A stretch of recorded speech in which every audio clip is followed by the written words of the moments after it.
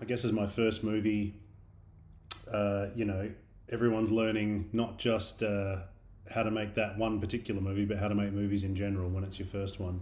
Hmm. Everyone, sort of goes into it thinking it's just going to be like a big short film or like six short films joined together, but it's a totally different thing.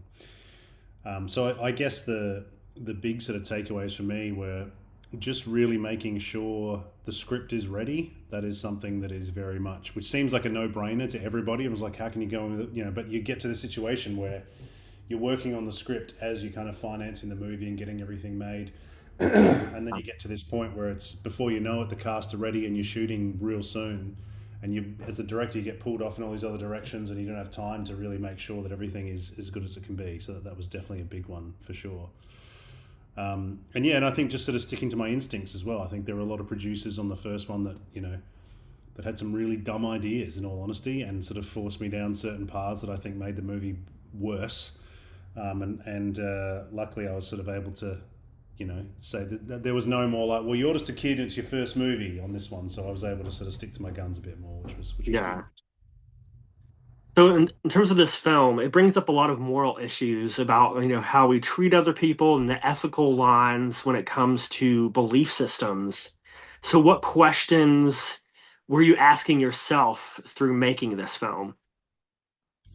Yeah, well, I think I'm an atheist, so, and I'm interested in religion as a concept and sort of how it changes the way people think about things and approach things, which isn't to discredit or criticize anyone who's religious. I think it can do really good things as well. But for me, I'm sort of fascinated by all kinds of cults, and I think religion is just a really big one. So I guess with those belief systems, what was interesting was looking at the difference between all the different belief systems in the movie. We kind of pose this sort of traditional idea of, of Adam and Elise together, of saying this is a belief system of this unit that works as this couple with the supportive, nice guy and the best friend, and obviously Hmm. that unravels pretty quickly. The idea of the FLDS, and very easily could characterize them as total villains, Alma and Hiram, but they've got very human stories, and some people sympathize with them the most in the story, and think that so I think it's just about everyone on the surface, the cover of the books, so to speak, and looking at them and going, okay, well, what does this belief system really mean? What are the pros and cons of this? We live in such a binary world now where everything's either good or it's bad. Yeah. Everyone loves it, it's 10 out of 10, or they hate it and it's 1 out of 10, which is, as a filmmaker, when you finish a film, that's certainly an interesting thing to experience. So I think showing some nuance in some of those things that are easily judged was really important to me, and hopefully I was able to achieve that. Yeah. No, I don't know if you've ever seen the film Godless, the Eastfield Exorcism. No, no. Your film gave that like feeling in that your film's really grounded and rooted, and you mentioned human stories. Like, why is like humanizing these people like important for you, and especially the story? Yeah, well, obviously I've made two horror films so far, but I'm not really the horror guy in my mind anyway. The reason I've made these two movies is specifically because I'm interested in the characters themselves and the stories themselves and the depth of the characters that are there. So to me, I find it fascinating. Like Elisa's story in this movie was incredibly fascinating to me. The fact it was based on a real life thing was pretty fascinating to me. And I think that's the most interesting thing about making movies is that it's really a study of human behavior, and the attempt to ground the film in that idea of having all the characters be really real, all the characters have flaws, all of them are not who they think they are and who they seem to be. That was really, really important to me.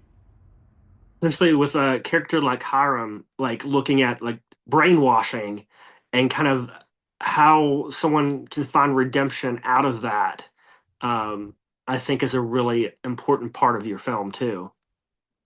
Yeah, yeah. Well, Hiram's a really interesting character because when we're doing our research and we were talking to people, and it's really interesting that the FLDS has this sort of three-tier hierarchy where you've got the men that are in control, and then you've got kind of the women who serve them, and then you have the men who aren't in control, and the Mm, ones who sort of get cast aside.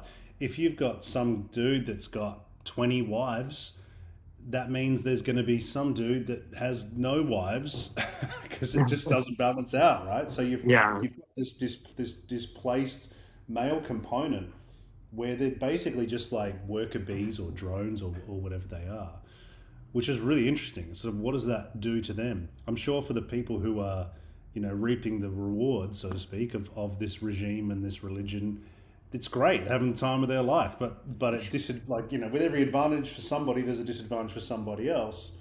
And just sort of looking at what that does to somebody and how that sort of breaks someone is, you could make a whole movie about Hiram, I think, and what he's been through. So yeah, Yeah.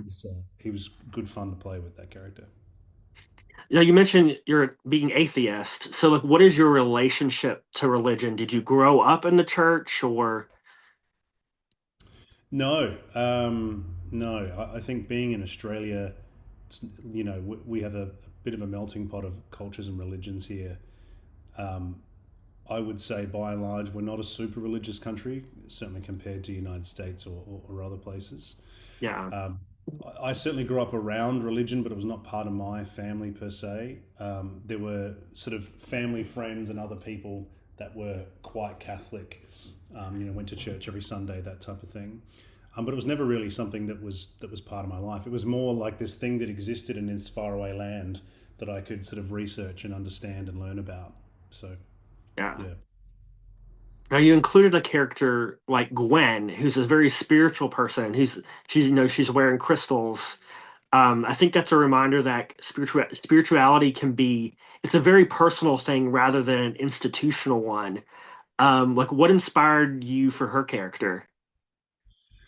Yeah, well, I think it's just about every single character having a point of view in what Elise should be doing, and I think the whole film is about the oppression of Elise and her character and her freedom in one way or another, and specifically as it pertains to sort of her sort of femininity and that freedom there. And I think Gwen is really just another voice in that fight. If you think about, you've got the FLDS, that's obviously very religious and fundamentalist, and then you've got the psychologist that's there that's coming at it from a very brutally logic perspective, even though people don't necessarily agree with the idea of what he's suggesting there. It's not the most Right. emotionally sensitive idea, but it is a very logical idea. And then Adam, who is, very specifically and deliberately supposed to be a representation of the non toxic male as much as possible, but he ends up being the most toxic of them all. And Yeah. Gwen is a representation of this other way of thinking. It's supposed to be the counterculture sort of argument in the piece where it's like, well, there's religion, but there's also this other thing that's all about freedom and acceptance and responsibility. And there's kind of a smugness to that type of spirituality in some people, I think, which is certainly in Yeah. Gwen, that they're kind of enlightened or they figured it out or they know better. But really, all of those systems and those conventions and those beliefs, they're all just as hypocritical as the next. And that's why Gwen's kind of in the movie. She's also supposed to be sort of the voice of the audience. She's kind of the smartest person in the movie that keeps telling them to leave, and Yeah. no one listens. So yeah, but I thought it was important to have someone like that in there in this kind of Yeah. argument. I just want to apologize. My cat outside is meowing really loudly, and my other cat just almost knocked over my camera. So, That's all right. so I've got two sorry. cats myself. I've locked up, so I can't hear. What are you? You got just two cats? No, I have six. Oh wow, you've gone to the other side. I see. Yeah. Yes, like because it started like I just adopted two last fall, and they were the kind that like they adopted me. Like they started following me Yeah, yeah. around, so I was like, I have to adopt them. No, I get it. It takes every fiber of my being not to get more cats. Every one. Yes. It's really hard. So I'm with you. I'm with you. Yeah.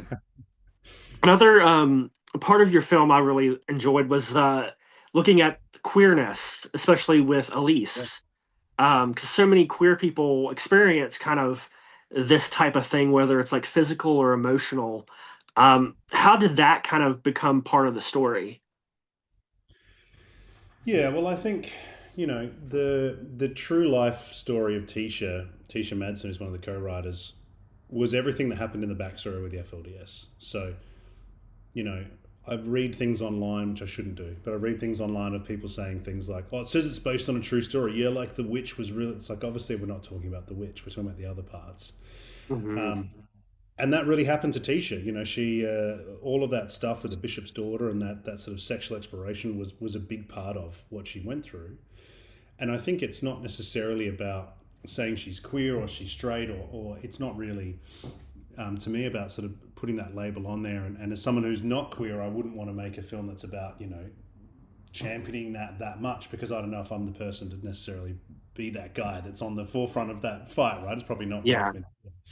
So I think it's more just about people being able to do whatever the hell they want to do and being free to explore these things. Doesn't matter what the label is or whatever. I think it's yeah, just it sort of sounds corny, but kind of like love is love, like that's what she's experiencing in that moment. And even though she's a yeah, teenager, I'm sure every teenager has been ridiculously in love with somebody, and it's the most important thing into the world to them. And an adult might look down on them and be like, oh, yeah, this isn't real love. But in that moment, when you're a kid, like it absolutely is. It's everything to you as much as it is when you're an adult.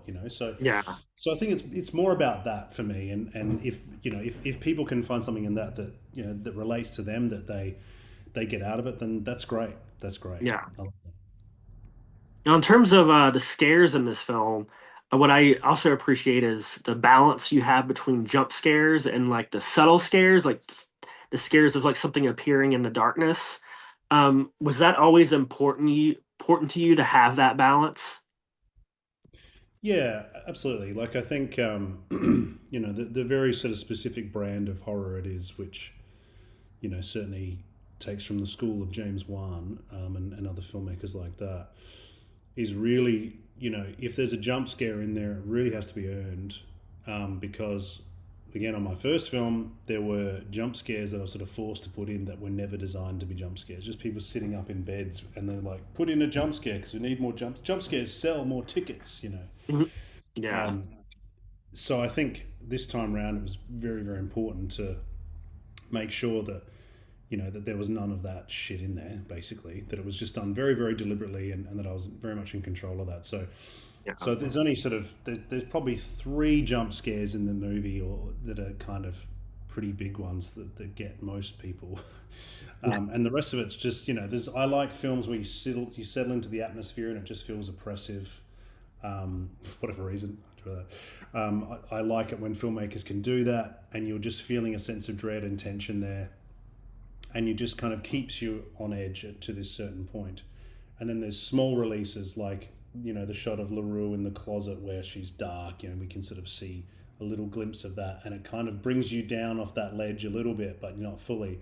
And the jump yeah, scares is really at a point in the movie where it becomes you just want to have fun with what's happening and really release all that sort of tension. So yeah, it was important to have both. Like I think that a film that has just jump scares is not particularly interesting to me. I think that sort of yeah, some people think that a jump scare is just it being really quiet and then just having a really loud noise, and or you can't help but jump at something like that. I don't think that's true. I think that really good jump scares, it's all about the build up to getting to that moment and playing with the timing and expectation that an audience has. And it's not easy to craft one that really, really works. There were some that were originally in the longer cut of the film that I took out as well because I thought there was too many of them. There was sort of one mm, earlier on that we'd put in.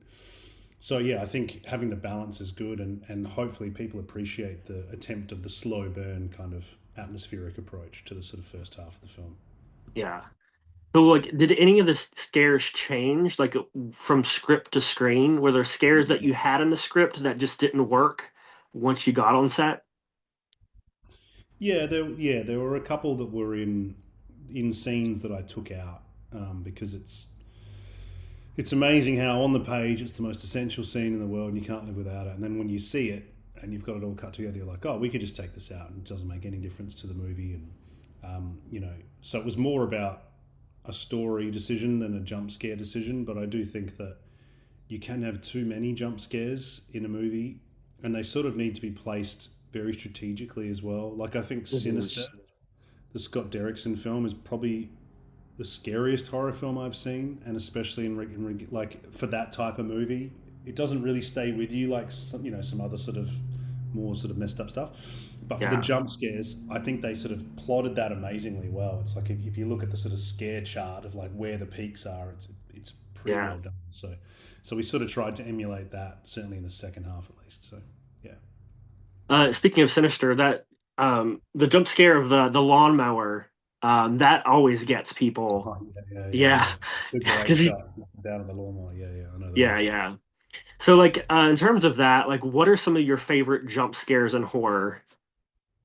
Yeah, well, that would be one for sure. I think that's a really good one. I think in the first Conjuring movie, when you see the witch on top of the closet as well, Oh yeah. absolutely scared the shit out of me when I saw that. That movie was so good. I really, really enjoyed that one. I guess the thing about that one too is it's sort of, I mean, I guess, all jump scares are manufactured, but there's something specifically directorially impressive about that particular jump scare in The Conjuring because nothing moves. Nothing actually jumps out at you. The camera moves up and you see her on top. And then, Yeah. this really quick push in into that horrifying face, and the music goes crazy and everything. But it's just something that just works so effectively because he's built up to that point. And there are some sort of false scares early on where you think there's going to be a jump scare and there isn't. And he does Yeah. that better than anyone. Like it's just Yeah. amazingly well. Agreed. So yeah, so I'd say that I'd say in Sinister, like most of the jump scares in that movie really got me, and pretty good. Um, but yeah, like I think most of them don't work in a lot of movies that I see, and some of them sort of more subpar horrors certainly, Yeah. and some in the Conjuring universe as well aren't very good. Some of them kind of they're just so expected. It feels like you're watching Scream 3 or something, and you know it's going to Yeah. happen. Right. So yeah, Have you ever seen Haunting of Hill House?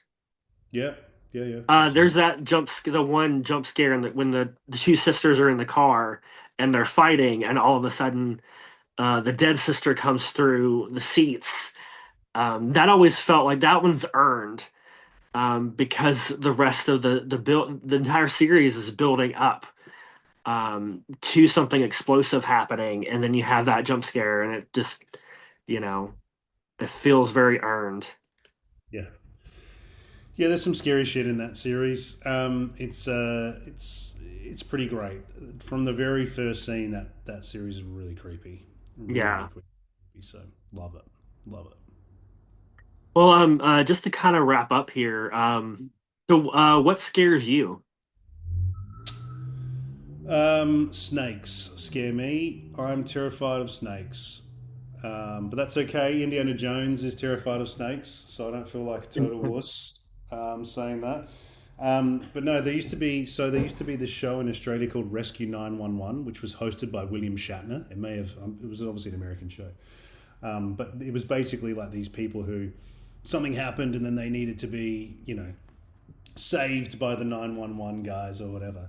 And there was this kid that was bitten by a snake, and they had all these shots of. I must have been like 6 or 7 years old or something. They had these shots of the snake like going towards the camera, and just something about that really fucked me up. Like it just changed my brain chemistry forever. Yeah, I'm like chronically afraid of snakes. Um, so yeah, snakes are my. I would rather fight a crocodile than a snake. I think yeah, there's a tiny little snake like this, I'd be running away. But a ghost, maybe I could negotiate my way out of it. I don't know. negotiate. Nice. Um, considering your film is a religious horror, like what are some of your favorite religious horror films? Yeah, well, I mean, The Exorcist is always the gold standard for this stuff. I do find that film fascinating. I find The Exorcist fascinating as well because it can find new audiences still. It's not just a nostalgia thing. Like I Yeah, find, I read like things from people in their 20s who are watching it, discovering it, and being like, oh my God, this is actually the scariest film ever. So I think that's certainly the gold standard there. Stuff in the Conjuring films, I kind of like all those films. I haven't seen the fourth one though, so I can't comment on that one. But certainly the others are pretty interesting. And what else is there? Religious horror films. Gee whiz. I'm sure there's a thousand, but I can't think of anything. yes. there's so many of them. What's your favorite religious horror film? Oh my gosh. Well, I mentioned Godless earlier, Yeah, because it's based on a real story too. And I like researching that story is just like horrifying, um, because it is very grounded in reality. It's like less about like anything else happening rather than these people believe that this woman is possessed.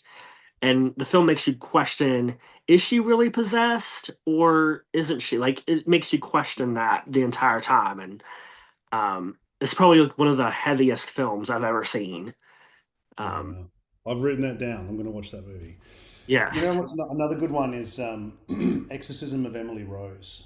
I think that movie is superb, and the way that Yes. it's basically a courtroom drama horror, which is so wild that that works as a thing. Oh, there's one of the cats. Hey, cat. Yeah. Um, so yeah, I mean, I do think it's sort of the hook or the way into the horror is obviously super important, and one of the things that the thing you remember is the hook or the unique thing that got you in there. Hopefully ours is the FLDS stuff, I guess. But probably another movie is Angel Heart. I don't know if you've seen Angel Heart. Um, No. so my manager actually told me about this. I hadn't seen this film or heard of this film. It's got Mickey Rourke and Robert De Niro in it, Okay. um, Wow. and Robert De Niro plays the devil in this movie, which is pretty great. Mm.